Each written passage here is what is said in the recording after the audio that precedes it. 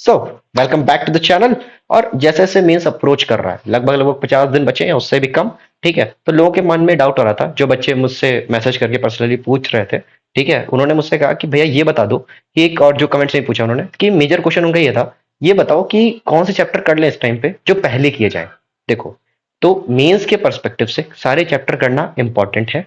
ठीक है, क्योंकि इस टाइम पे मेंस एक कंप्राइज्ड, एक पूरा ऐसे क्यूमुलेटिव तरीके से पूछ रहा है। भले ही जो चैप्टर्स का वेटेज कम है उनसे वो हो सकता है खाली फॉर्मूला बेस्ड पूछ ले, हो सकता है बहुत ही सिंपल टॉपिक से क्वेश्चन पूछ ले, तुमको 4 नंबर देके चला जाए वो। बट अगर तुमने वो चैप्टर नहीं पढ़ रखा होगा तो तुम वो 4 नंबर खो दोगे। हो सकता है बहुत आसान तरीका हो उसको क्वेश्चन को सॉल्व करने का।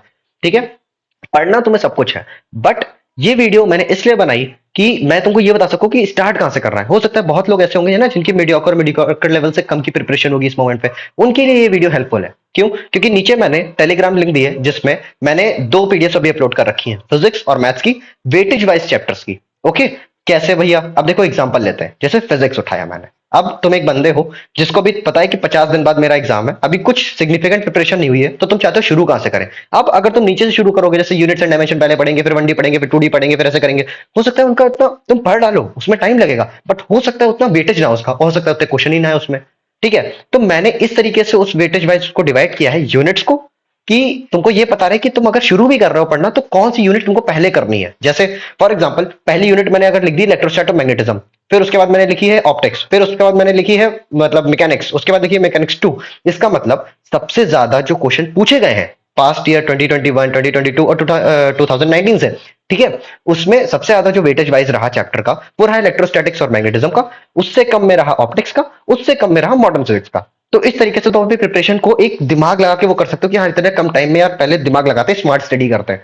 अब कुछ लोग कहेंगे भैया यूनिट वाइज नहीं चैप्टर वाइज बता दो, तो मैंने चैप्टर वाइज भी काम करके रखा हुआ है। उस यूनिट में चैप्टर्स लिखे हुए हैं नीचे, चैप्टर्स भी डिसेंडिंग ऑर्डर ऑफ प्रायोरिटी है। कैसे भैया? अगर इलेक्ट्रोस्टैटिक हमने उठा लिया तो सबसे पहले तुमको दिखेगा उसमें लिखा हुआ है मैग्नेटिक इफेक्ट्स ऑफ करंट, इससे सबसे ज्यादा क्वेश्चन पूछे गए हैं। दूसरे नंबर पे इलेक्ट्रोस्टैट्स, तीसरे नंबर पे कुछ और, चौथे नंबर पे कुछ और। तो डिक्रीजिंग ऑर्डर है कि इससे ऐसे से डिक्रीजिंग ऑर्डर में क्वेश्चन पूछे गए हैं। ठीक है, चैप्टर वाइज भी मैंने डिवाइड कर दी प्रायोरिटीज। अब तुम पे है कि तुमको कौन सा आता है। अब यूनिट तुम डिसाइड कर लो मेरे उससे, और फिर चैप्टर्स अपने हिसाब से कर लो इधर उधर करके, या फिर तुम चैप्टर्स अब मेरे हिसाब से डिवाइड कर लो, तुम्हारी मर्जी है। मैंने तुमको पीडीएफ प्रोवाइड करा दी फिजिक्स और मैथ की। केमिस्ट्री के लिए देखो मैं बता दूं तुमको, फिजिकल सबसे ज्यादा, उससे कम ऑर्गेनिक, उससे कम इनऑर्गेनिक। मुझे लगता है सबको पता होगा ये, बट डिफरेंस कहां आता है? देखो यार, फिजिकल और ऑर्गेनिक में डिवाइड करना बहुत मुश्किल काम है, अकेले दम पे मैं कर नहीं पा रहा हूं, तो जितना मैंने से हो सकता था मैंने उतना कर दिया फिजिक्स और मैथ का। केमिस्ट्री पे काम चल रहा है इस मोमेंट पे, तो मैंने कहा जो पहले आता है उसको निकाल देते हैं, केमिस्ट्री कब कंप्लीट होगा पता नहीं। ठीक, तो केमिस्ट्री अभी के लिए अपने हिसाब से देख लो, मैं लेके आऊंगा कुछ ना कुछ, बट फिजिक्स और मैथ के लिए मैंने निकाल दिया है। नीचे जाओ, टेलीग्राम के लिंक पे क्लिक करो, वहां पे से पीडीएफ डाउनलोड करो, और अपनी जो प्रिपरेशन है उसकी स्ट्रेटेजी बनाओ डिपेंडिंग अपॉन कि किस चैप्टर से कितने क्वेश्चन या कितना परसेंटेज पूछा जाता है।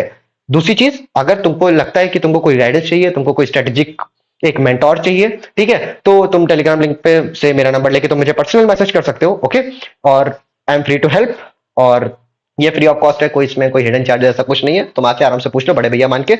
और अभी के लिए तुम्हारे पास टाइम ज्यादा नहीं है, पढ़ते हो सही से, और तब तक के लिए बाय बाय।